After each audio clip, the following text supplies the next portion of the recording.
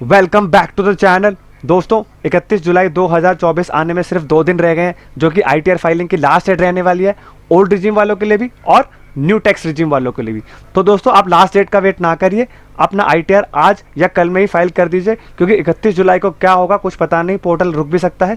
अभी तक तो कोई ग्लिचेस नहीं आ रहे हैं पोर्टल में, पोर्टल एकदम स्मूथ चल रहा है। तो आप अपने सारे के सारे डॉक्यूमेंट्स अरेंज करके अपना ITR जल्दी से जल्दी भर दीजिए, जिससे कि आपका रिटर्न प्रोसेस हो जाए, रिफंड आपके बैंक अकाउंट में क्रेडिट हो जाए। दोस्तों जुलाई के महीने में 87A को लेके बहुत बवाल हुआ कि 5 जुलाई 2024 से पहले क्या हो रहा था, आपकी स्पेशल रेट की इनकम और आपकी जो नॉर्मल रेट की इनकम थी उसके ऊपर क्या हो रहा था, आपको रिबेट मिल रहा था 87A का, जो कि 5 जुलाई के बाद क्या हुआ कि धड़ल्ले से सरकार ने क्या करा, 87A का रिबेट स्पेशल रेट की टैक्स की इनकम से हटा दिया, जो कि आपका 7 लाख से नीचे बन रहा था या 5 लाख से नीचे बन रहा था। तो टैक्स पेयर को स्पेशल रेट की इनकम पे टैक्स देना पड़ गया था। अब दोस्तों फिर बाद में क्या हुआ, बहुत सारे कंप्लेंट्स रेज किए, हमने भी वीडियो बनाया था, काफ़ी और यूट्यूबर्स ने भी वीडियो बनाया था, और उन्होंने इस इशू को हाईलाइट किया था, जिसके कारण इनकम टैक्स डिपार्टमेंट ने क्या करा, अपने यूटिलिटीज़ में और अपने इनकम टैक्स कैलकुलेटर्स और जो ITR ऑनलाइन भरते हैं तो सब में क्या करा, उन्होंने चेंजेस लाना स्टार्ट कर दिया। तो जिसके कारण क्या हुआ, दोबारा से वही 5 जुलाई 2024 से पहले के उस पर आ गए थे।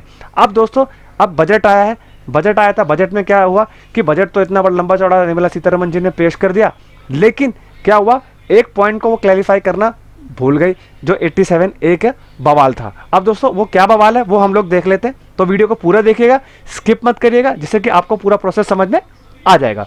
अब दोस्तों पहले हम लोग स्लैब रेट देख लेते हैं कि जो आफ्टर बजट स्लैब रेट आए थे उसमें क्या चेंजेस हुए थे। अब दोस्तों ये स्लैब रेट मैंने खोल दिए, यहाँ पे 0 से 3 लाख के इनकम पे कोई टैक्स नहीं था, 3 से लेके पहले 6 हुआ करता था, अब 7 कर दिया, यही एक चेंजेस किया मेजर।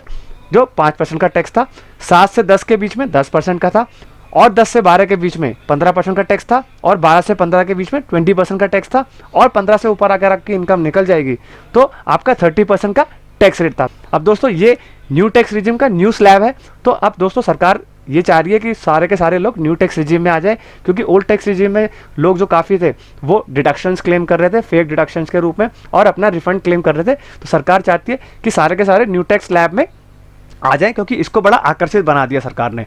अब क्या बवाल हुआ वो देख लेते हैं।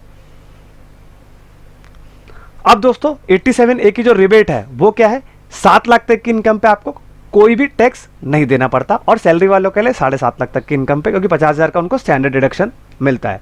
अब क्या हुआ, जो एक्ट में लिखा हुआ है वो ये लिखा हुआ है कि amount of income tax payable on the total income और 25,000 विच एवर इज आपका लोअर हो, यानी कि 25,000 होगा या 25,000 से अगर आप, या तो 25,000 होगा, या अगर आपका टैक्स ज़्यादा बन रहा है तो आपको लोअर देना, यानी कि आपको 25,000 का रिबेट मिल जाएगा, उसके बाद आपकी इनकम पे टैक्स लगना स्टार्ट हो जाएगा। अब क्या हुआ, इसी का ही बवाल मचा था। अब क्या हुआ देख लेते हैं। अब दोस्तों जो इन्होंने स्लैब रेट्स में चेंज किए उसके कारण क्या हुआ कि जो एक्चुअल टैक्स बन के आ रहा है 7 लाख की इनकम पे वो आ रहा है 25,000, लेकिन एक्चुअल जो रिबेट मिलनी थी वो 25,000 की मिलनी थी।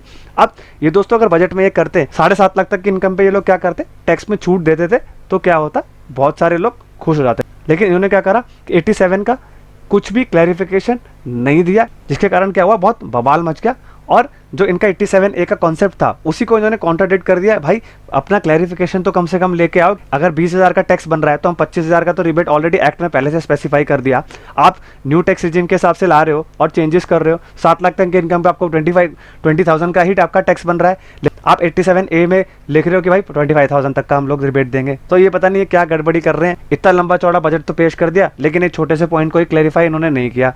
अब क्या हुआ, हवा मच रहा है। अब ये क्या करेंगे, जब बजट फाइनल आएगा उसमें देखते हैं ये लोग क्लैरिफिकेशन लाते हैं या कोई CBDT की तरफ से ट्वीट भी आता है या नहीं आता। तो दोस्तों अगर ये वीडियो इन्फॉर्मेटिव लगी हो तो चैनल को लाइक, सब्सक्राइब और शेयर करिए, और जितना हो सके इस वीडियो को फैलाइएगा, जिससे कि CBDT तक ये वीडियो पहुंच जाए और उनको भी ये बात समझ में आ जाए। I hope you like this video.